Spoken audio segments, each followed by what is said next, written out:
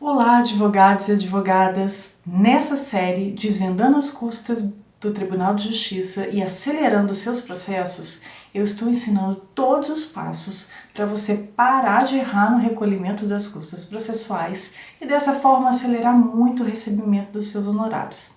Eu sou Daphne Cunha, servidora do Tribunal de Justiça, e com a minha experiência atuando em vara civil há mais de 10 anos, eu vou ensinar a vocês tudo o que eu aprendi durante toda essa minha experiência profissional para fazer com que você consiga acelerar muito o trâmite dos seus processos. E hoje eu te convido a ficar até o final desse vídeo, porque se você, advogado ou advogada, atua na área de órfãos e sucessões, o que eu tenho para te ensinar hoje vai ser transformador. Isso mesmo, você vai sair daqui transformado, porque o que eu vou te ensinar hoje, você já vai poder aplicar imediatamente nos seus inventários, arrolamentos, alvarás judiciais. Eu vou ensinar você onde encontrar os modelos das custas iniciais de cada uma dessas ações e também vou te dar dicas preciosas, valiosas sobre quais documentos devem instruir esses tipos de ação. Desse jeito, você vai conseguir evitar uma demora excessiva nesses processos, que são certamente os mais demorados, nas varas cíveis, principalmente nas varas do interior, em que a competência é múltipla, porque na capital existem as varas, com especialidade, as varas de órfãos e sucessões, o que não acontece no interior. No interior, todos os processos de arrolamento, inventários, alvarás, eles tramitam também na vara civil. Em algumas comarcas na vara civil, em outras comarcas em vara de família. Inclusive vai ter uma informação muito importante sobre isso, sobre alterações de competência. Fica até o final para você não perder nada. Por isso, já salva esse vídeo, traz seu papel e a caneta, porque você não vai se arrepender. Eu vou começar falando então sobre essa questão da competência, que se você é advogado ou advogada e atua só na capital, você pode até estar estranhando eu dizer que os inventários, os arrolamentos se processam no interior em varas cíveis. De fato, em muitas comarcas, é a vara civil que tem essa competência, em outras é vara de família, mas recentemente o tribunal fez uma resolução do órgão especial, resolução número 12 de 2023, foi publicada agora 17/7, então 17/7 de 2023, é uma informação fresquinha aí. Ele alterou a competência e agora, a partir de agora, realmente todas as ações de órfãos e sucessões vão se processar nas varas de família em todas as comarcas do interior. Então você já precisa ficar ligado nisso. Você, advogado ou advogada que atua no interior, se tiver alguma dúvida, procura se informar, na comarca em que você vai fazer a distribuição do seu inventário, para não errar, porque só isso já vai demandar um tempo enorme. Se você entrar com a ação na vara errada, já tem que fazer o declínio da competência, tudo isso já leva dias, dependendo da vara, da situação, da vara em que você tem entrado, pode levar até mais de um mês, enfim, é um atraso desnecessário e que você pode evitar simplesmente já distribuindo para a vara correta. Então, vamos partir para o que vocês querem muito saber. Daphne, onde eu encontro os modelos de GRERD de inventários? Lá no site da Corregedoria existem 13 modelos, isso mesmo, 13 modelos de custas iniciais de inventários, arrolamentos e sobrepartilha. Eu vou mostrar cada um para vocês, cada um desses modelos, vou explicar, porque a partir de agora você não vai errar mais nas suas custas iniciais e com isso você vai economizar muito tempo de trâmite. Vamos lá comigo? Como vocês podem ver, aqui a gente tem os modelos, dentro dos modelos de ações, lá no site da Corregedoria, tem esses modelos de inventário, tá? Inventário, arrolamento, sobrepartilha. E aí, o que que muda? É isso que eu já vou mostrar para vocês. Já vem a classificação de acordo com os bens que compõem o monte partilhável. O que você precisa saber então para localizar qual é o modelo de custas que se adequa à sua ação? Você precisa saber quais são os bens que compõem o monte. Sem isso, é impossível localizar o modelo correto de Grege. Eu vou mostrar para vocês. Olha só, como vocês podem ver, lá no site da Corregedoria, eu baixei esses modelos aqui dos modelos de Grege, né, das ações, e aí a gente tem o modelo de inventário, arrolamento, sobrepartilha de bens móveis avaliados até 500 mil. E é aqui que eu quero mostrar para vocês. O que acontece? Para você conseguir definir qual é o modelo que você precisa usar na sua ação, você precisa saber quais são os bens que compõem o monte partilhável. Só é possível você selecionar o modelo que se adequa e recolher corretamente as custas se você souber quais são os bens que compõem o monte. Tá? Eu vou mostrar para vocês aqui por que que é assim. Esses 13 modelos, eles se subdividem, né, exatamente em cima dos bens que compõem o monte. Vamos lá. O primeiro, ele traz a hipótese de bens móveis avaliados em até 500 mil reais. Em seguida, nós temos o de bens móveis avaliados acima de 5 milhões de reais. Depois nós temos os bens móveis avaliados entre 1 milhão e 2 milhões de reais. Importante aqui, ó, 1 milhão e 1 centavo, tá, gente? Esse aqui é a mesma coisa, o de cima, 5 milhões e 1 centavo.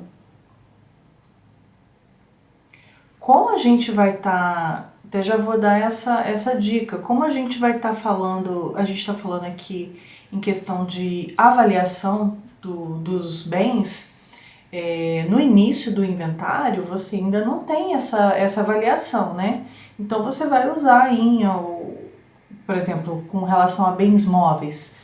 Os bens móveis podem ser, né, valores contidos em contas, em aplicações financeiras, pode ser cotas de empresas, pode ser movente, enfim, veículos, todos os tipos de bens móveis vocês podem utilizar a avaliação de mercado que vocês tiverem, né, de pesquisa da internet, enfim, para você poder fazer, é importante você trazer inclusive esses valores já estimados na sua petição inicial, porque isso já vai ajudar o cartório a fazer esse cálculo, tá? E conferir se as suas custas estão corretas. Porque se for o caso, ao final do processo, depois da sentença, quando esse processo vai lá para a central de custas e arquivamento, né, nos lugares em que tem essa central,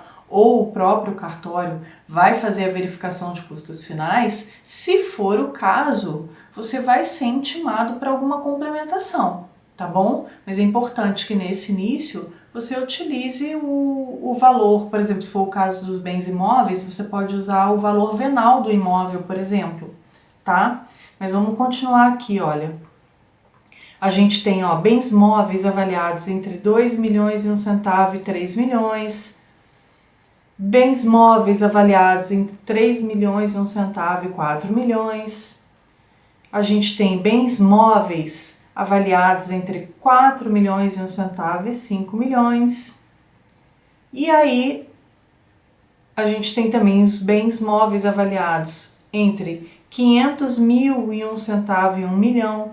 Vocês podem ver que está um pouco fora de ordem, né? Então tem que ficar bem atento para você não utilizar o modelo errado, tá? Aí esse aqui, inventário e arrolamento com bens móveis e imóveis, esse aqui vai ser o modelo mais complexo e que eu vou explicar ele por último para vocês, tá bom? E a gente entra aqui na parte já com os bens imóveis. Aí nós temos a opção com um um bem imóvel não residencial ou com mais de um bem imóvel residencial. A gente tem com um bem imóvel residencial com área construída igual ou inferior a 60 metros quadrados ou um lote de terreno de área igual ou inferior a 400 metros quadrados. Com um bem imóvel residencial com área construída superior a 200 metros quadrados ou um lote de terreno de área superior a 2.000 metros quadrados. Enfim, como eu ainda vou passar esses modelos com vocês, nós estamos chegando até aqui nos últimos. As últimas opções é um bem imóvel residencial com área construída superior a 60 metros quadrados e até 200 metros quadrados ou um lote de terreno de área superior a 400 metros quadrados e até 2.000 metros quadrados, né? E a gente tem a hipótese aqui do inventário negativo ou arrolamento negativo.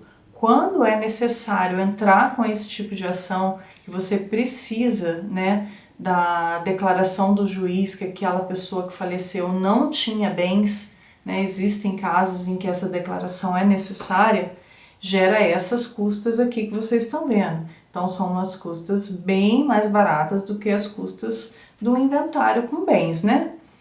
Aí tem aqui descrito os atos dos escrivães, o que você tem que recolher, os distribuidores, a taxa judiciária, aqui como vocês podem ver é uma taxa mínima, tá? E aí é aplicável todos os percentuais de CARG, FUNPERJ, FUNDPERJ, FUNARPEM, tá bom? É bem importante que vocês fiquem atentos a tudo que diz nessas observações de recolhimento.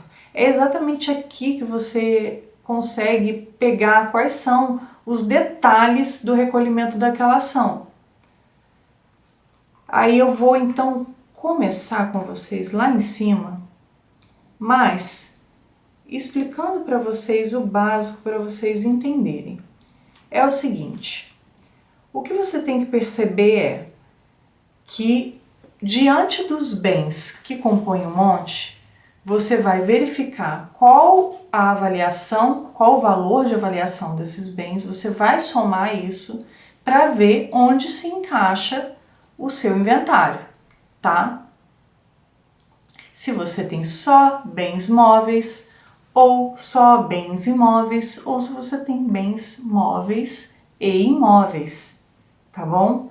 Então, por exemplo, ó, pegando esse primeiro, são só bens móveis e até 500 mil reais, vai ser esse valor aqui, de atos dos escrivães, de distribuidores e de taxa judiciária. Eu ainda vou explicar para vocês que existe um tipo de regra que você vai entender como que se chega a esse cálculo da taxa judiciária. Mas você pegando pelo modelo, não tem errada, tá? Você só tem que saber encaixar a sua ação dentro desses modelos aqui, ok?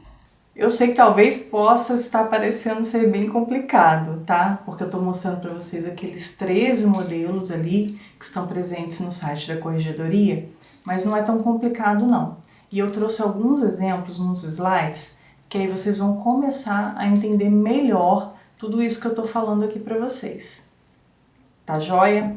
Fica comigo, não se desespera, você vai entender tudinho até o final desse vídeo. Vamos lá, como eu disse para vocês, mais importante para você conseguir selecionar lá o modelo de GRESD mais indicado para a sua ação, você precisa realmente saber quais são os bens que compõem o monte partilhável.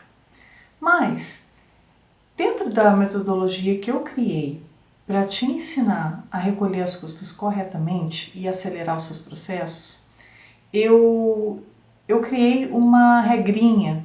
Na verdade, é como se fosse uma fórmula matemática, mas fica tranquilo, não tem nada de matemática nisso. É só um mnemônico para você entender como é que funciona essa questão de custas dos escrivães e taxa judiciária dentro dos modelos de inventário. E é assim. A fórmula, então, das custas iniciais de inventário é a seguinte. AE igual TAB, taxa igual 1,5 vezes. O que significa isso? AE é os atos dos escrivães, eles são o valor previsto lá na tabela.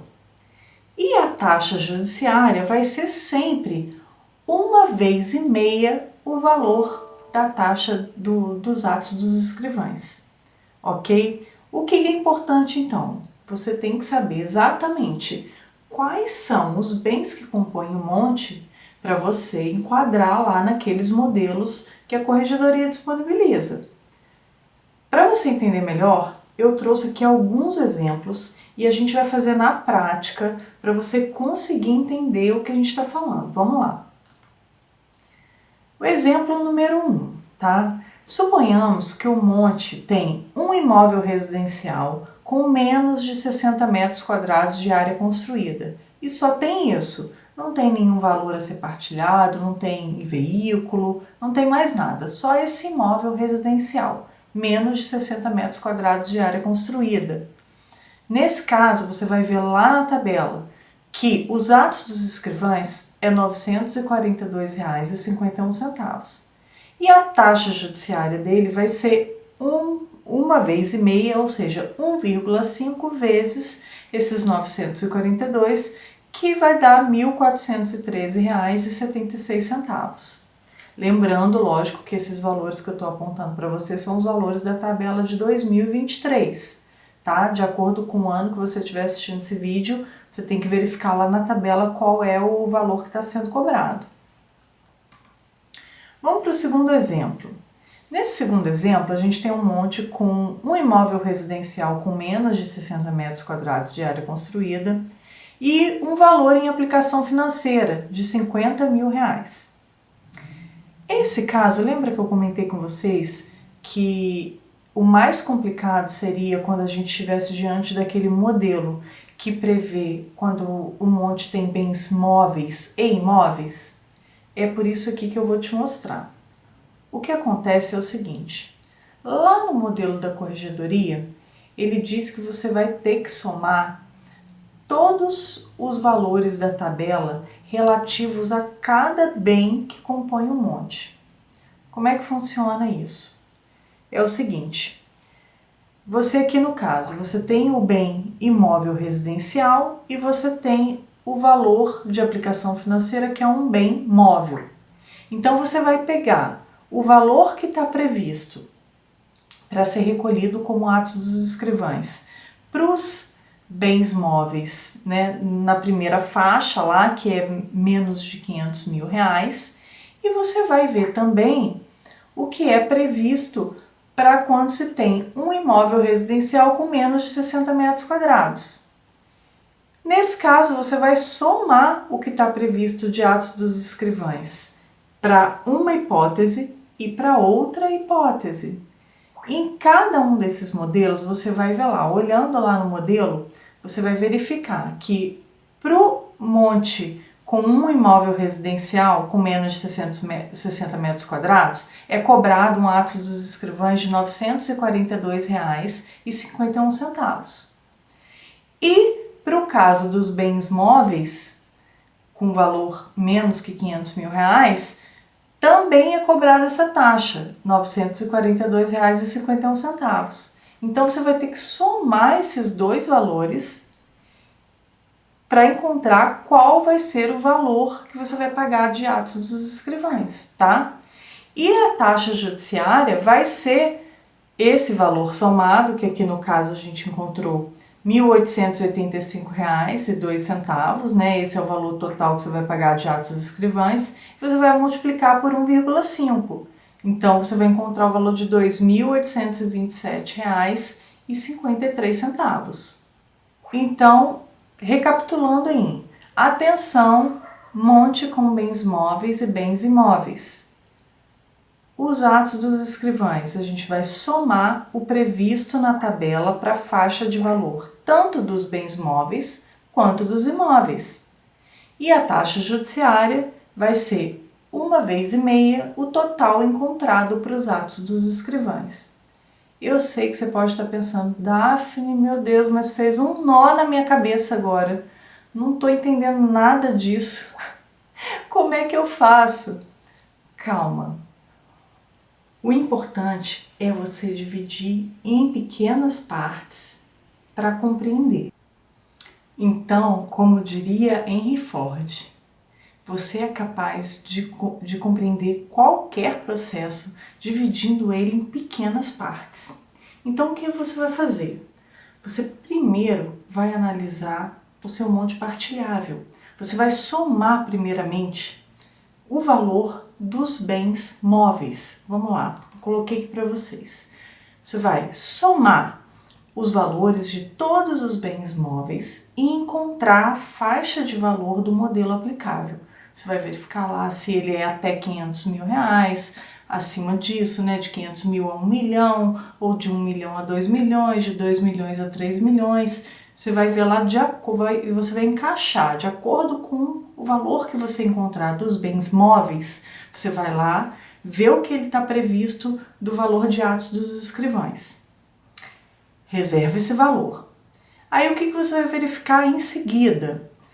Quantos bens imóveis residenciais e não residenciais existem no monte, para você conseguir encontrar lá o modelo em que se encaixa, né? Porque pode ter bem residencial, dependendo da metragem desse imóvel, ele vai ter um valor. Se for só bens não residenciais, vai ter outro valor. Aí tá lá descrito, é só fazer mesmo o cara crachá dos imóveis que tem no monte com os modelinhos que tem lá na corregedoria. Você encontrou lá o valor dos atos escrivães, é esse valor que você vai somar com o valor dos bens móveis que você já encontrou, tá? E o importante é o seguinte, tem um valor máximo a que essa soma pode chegar. Esse valor máximo, ele vai estar lá exatamente nesse modelo da corregedoria, o que prevê a existência de bens móveis e imóveis. Para vocês terem uma ideia, você vai verificar lá nesse modelo que o valor máximo para a soma dos atos dos escrivães, agora para 2023, esse valor é de R$ 32.870,05, tá? Então é o máximo, independente, mesmo se for um inventário grande que você estiver fazendo, com muitos bens, com valor muito alto, esse é o máximo que vai ser recolhido. No caso 2023, esses 32.870.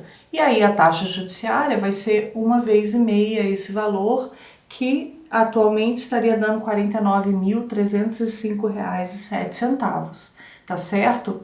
E aí nós temos ainda que tá aí uma pegadinha. Pouca gente sabe disso. As custas referentes aos atos dos escrivães e a taxa judiciária, elas são recolhidas de acordo com o número de sucessões. Então fiquem atentos aí para o caso de acumulação de inventários, tá? Você vai ter que pagar 2 vezes as custas. Você vai ter que pagar as custas por cada uma das sucessões. Também nas hipóteses do herdeiro que faleceu durante o inventário, durante aquele primeiro inventário que você entrou. É a mesma situação, tá? São várias sucessões. Quantas sucessões tiver, você vai ter que recolher os atos dos escrivães e a taxa judiciária para cada uma das sucessões. E além da celeridade, será que recolher as custas do inventário corretamente traz algum outro tipo de benefício? E eu posso te afirmar que sim. Além de trazer uma enorme celeridade para o seu processo, o fato de você já inicialmente começar recolhendo as custas corretamente, isso vai te trazer inúmeros benefícios.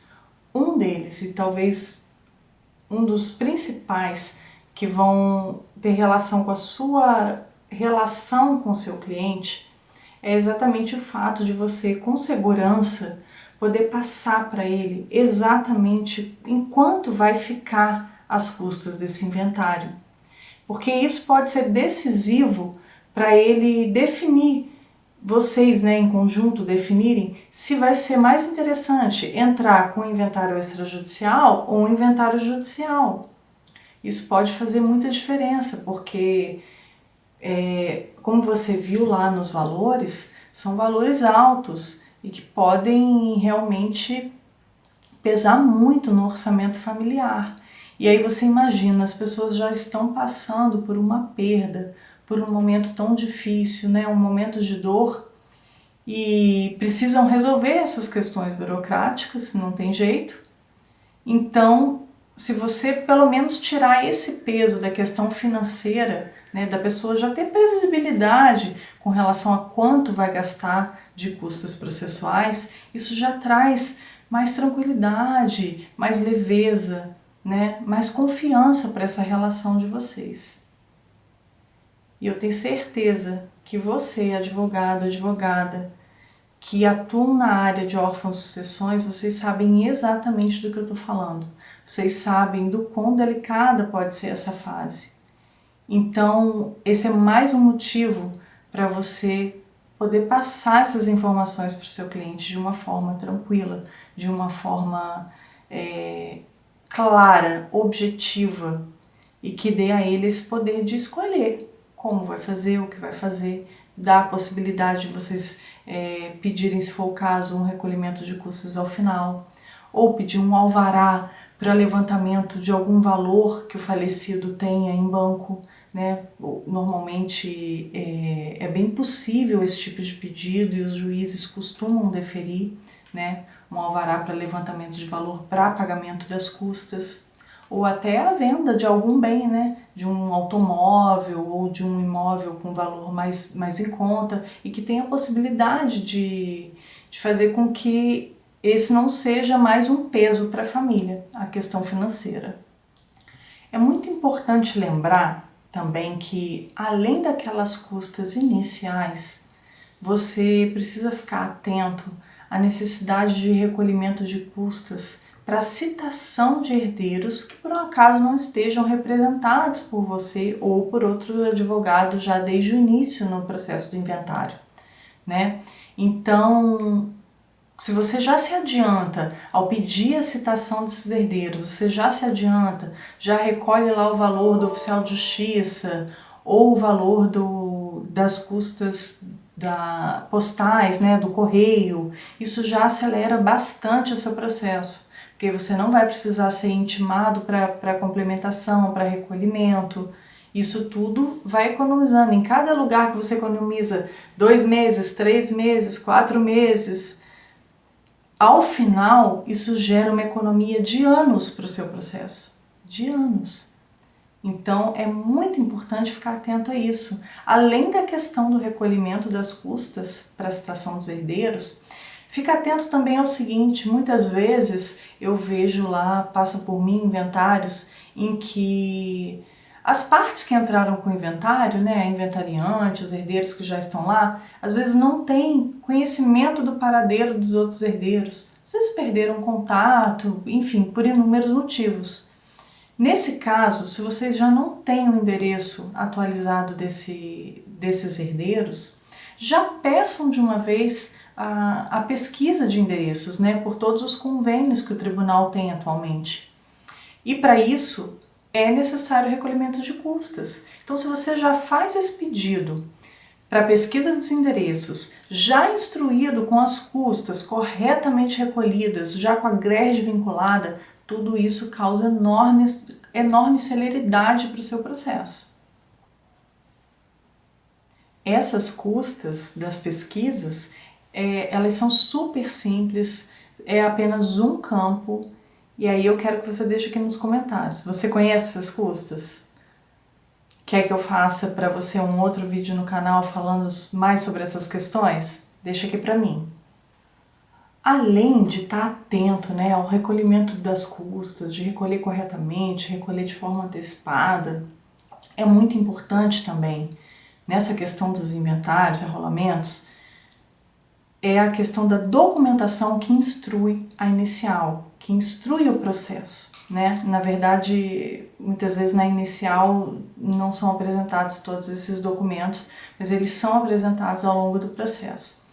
E existem muitas certidões, elas estão todas elencadas no artigo 303 do Código de Normas da Corregedoria Geral da Justiça do Estado do Rio de Janeiro, parte judicial.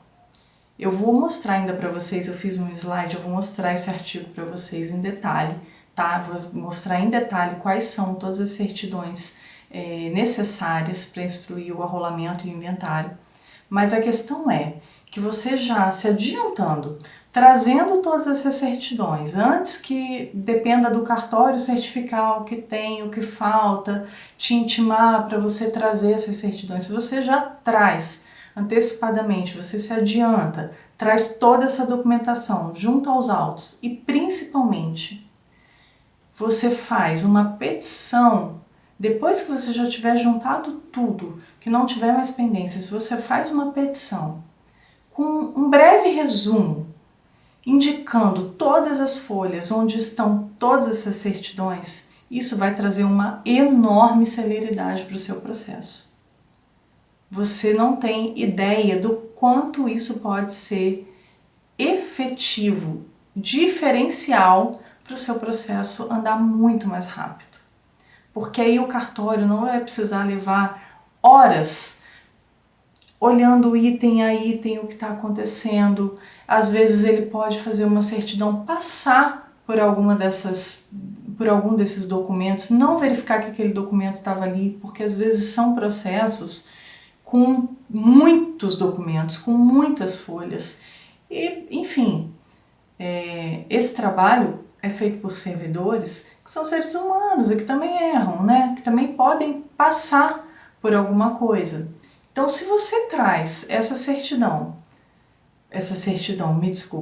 petição, já com todos os detalhes, indicando cada folha onde você trouxe cada documento, isso agiliza bastante e traz segurança para aquela certidão do cartório.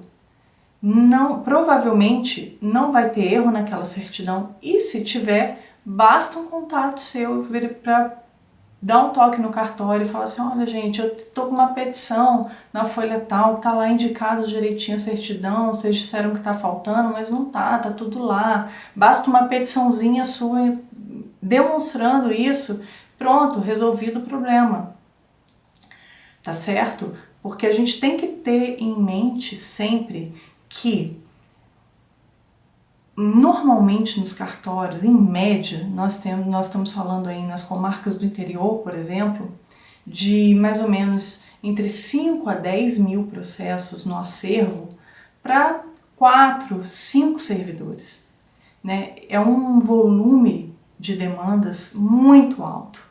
Então a gente precisa passar pelos processos de uma forma o mais rápido possível, exatamente para dar celeridade a esses processos. Então, se você trouxer toda a sua parte já bem indicada, com todas as folhas, com tudo correto, essa certificação vai ser infinitamente mais rápida. Essas certidões são certificadas, né, a juntada dessas certidões nos autos, ela é certificada obrigatoriamente pelo cartório, tá?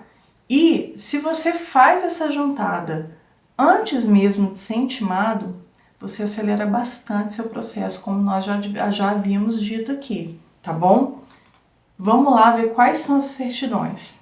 Certidão de óbito do inventariado e as certidões de nascimento ou casamento atualizada de todos os herdeiros conforme o estado civil. A gente vê muito, eu vejo muitos advogados que juntam simplesmente como documento dos herdeiros cópia do RG e CPF, de carteira de habilitação. Não serve. Tem que ser cópia da certidão de nascimento ou casamento atualizada dos herdeiros, tá? Certidão negativa de débitos da Delegacia ou Secretaria de Receita Federal em nome do inventariado com confirmação de autenticidade. Essas certidões, gente, a maioria das certidões que estão aqui são certidões atualmente retiradas pela internet. Algumas realmente você tem que requerer diretamente nas repartições públicas, né? Cada uma que esteja ligada, né, ao tipo de certidão que você precisa, mas a grande maioria você já tira hoje pela internet. Certidão da Justiça Federal, em nome do inventariado, com confirmação de autenticidade. Certidões do 5º e 6º distribuidores, em nome do inventariado. Essa aqui, ela se aplica apenas à comarca da capital, tá? Então, para quem está no interior, não tem necessidade de trazer essa do 5º e 6º distribuidores. Tem certidão de informação do Centro Notarial de Serviços Eletrônicos Compartilhados, que é a SENSEC, a respeito de existência de testamento público e instrumentos de aprovação de testamentos cerrados na forma do provimento 56 de 2016 do CNJ, tá? Certidões do 9º distribuidor em nome do inventariado, espólio e de seus imóveis, se houver, ou do distribuidor onde esteja bem situado. Então a gente vai precisar trazer certidões do distribuidor tanto em nome do inventariado, tá? Como também dos locais, das comarcas onde os bens inventariados estejam situados, tá? Para a gente ver se não tem nenhuma ação pendente aí, relativa ao domínio desse imóvel. Também certidões de quitação fiscal dos bens imóveis, se houver imóveis, né, no caso. Certidão do RGI com data posterior ao óbito. Isso é muito importante. Muita gente junta lá, isso acontece com muita frequência, gente. Os advogados juntam como comprovante da propriedade escritura de compra e venda, contrato de compra e venda, de promessa de compra e venda. Não serve. Tem que juntar o RGI e tem que ficar muito atento ao seguinte, verificar se lá no RGI se está constando o inventariado como proprietário do imóvel. Porque se ele não estiver constando lá como proprietário do imóvel, isso é muito comum, muito mais comum do que se imagina. Às vezes não foi regularizada a situação do imóvel, o imóvel era um imóvel financiado, enfim, ainda não estava no nome do inventariado desse imóvel. O que fazer nesse caso? Basta que você altere lá as primeiras declarações ou altere o plano de partilha amigável para constar simplesmente direito e ação sobre o imóvel tal. Porque aí depois vocês vão regularizar esse imóvel no RGI, mas isso não vai impedir o andamento do inventário. Isso atrasa muitos inventários, atrasa demais, porque os advogados não prestam atenção na titularidade do imóvel, em nome de quem que esse imóvel está registrado, e não trazem já isso especificamente nas primeiras declarações ou no plano de partilha, no caso em desarrolamentos, né? Espelho do IPTU também tem que trazer, onde consta a metragem do bem imóvel, se houver. Tem a certidão negativa emitida pelo Funesbom, né? Que é o Fundo Especial do Corpo de Bombeiros, sendo que essa aqui é a 10ª e última certidão prevista aqui no artigo 303.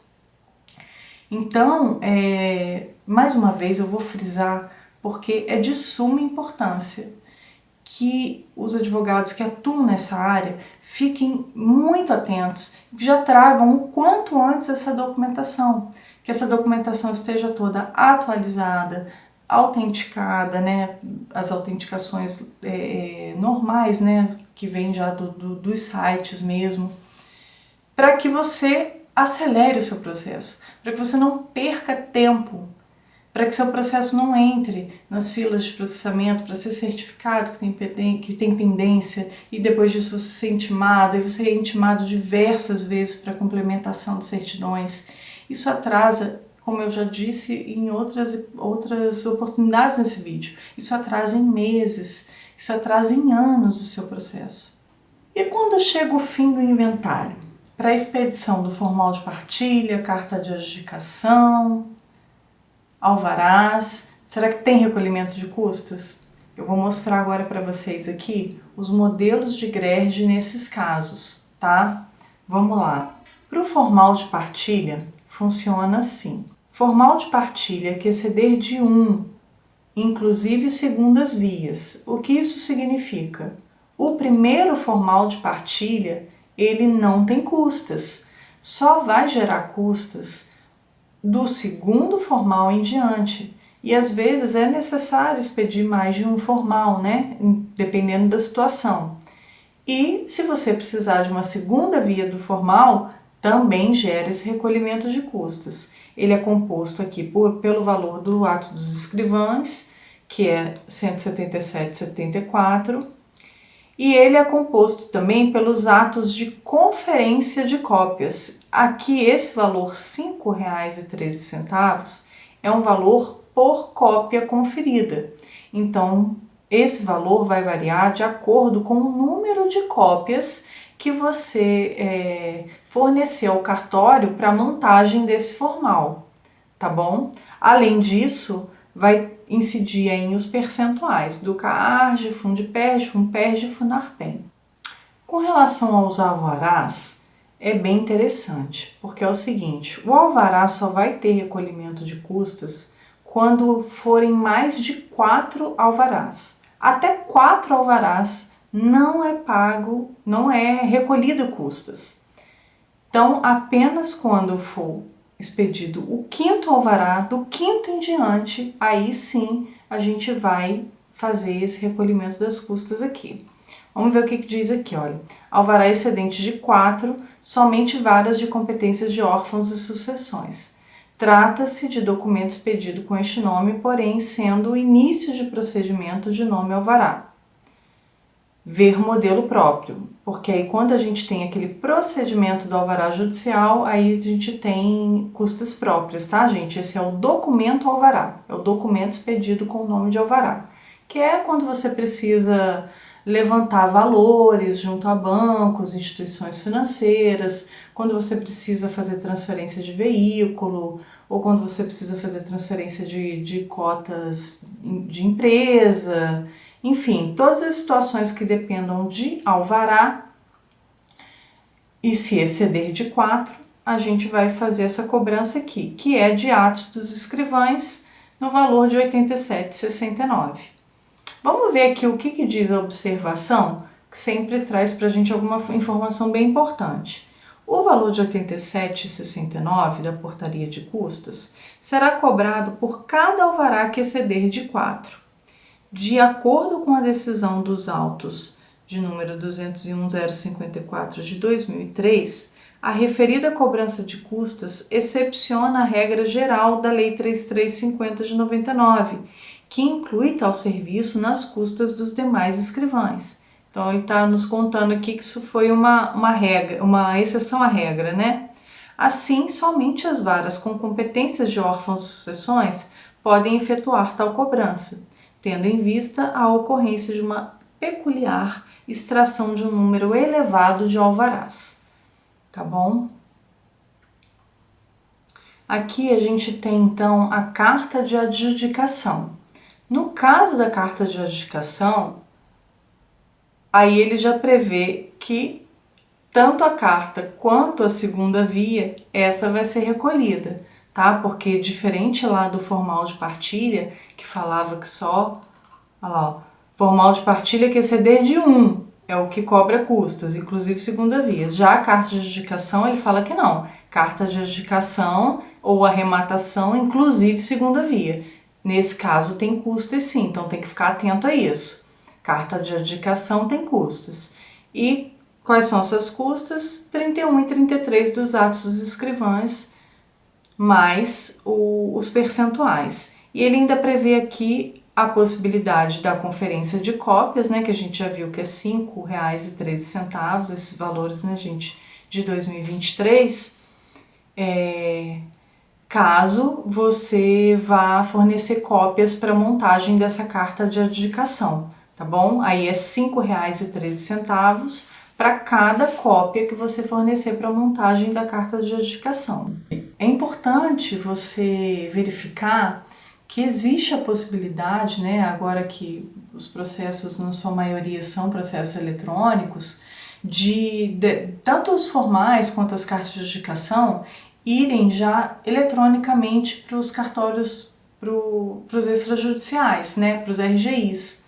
Então, é bom você verificar essa possibilidade de encaminhar diretamente. Muitas serventias já intimam as partes nesse sentido, né, para dizerem se desejam que seja remetido eletronicamente, e aí isso já evita o recolhimento dessas custas por conferência de cópia, porque não tem necessidade de montar fisicamente nem o formal, nem a carta de adjudicação. Agora, me conta aqui nos comentários. Você sabia que os inventários dos arrolamentos tinham tantas peculiaridades? Se você aplicar tudo que eu te ensinei hoje, você vai parar de errar no recolhimento das custas e vai acelerar muito os seus processos com a juntada de toda a documentação já o quanto antes, no momento mais oportuno. E com isso, os seus clientes vão passar a considerar você um especialista, porque afinal de contas, o que todo mundo quer é que seu processo seja célere, que se resolva o quanto antes. Se todo esse conteúdo foi válido para você, não esquece de curtir e de compartilhar com todos os advogados que você conhece e que atuam na área de sucessões.